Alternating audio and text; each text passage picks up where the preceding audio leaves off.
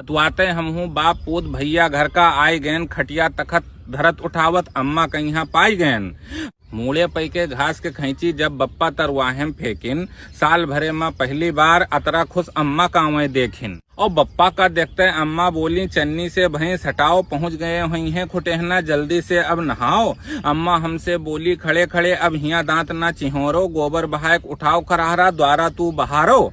अम्मा बोली, सुन लो चंपा के बप्पा, सबसे पहले ई काम करो, भैया के साथे आवत हैं बड़े आदमी, कुछ तगड़ा इंतजाम करो।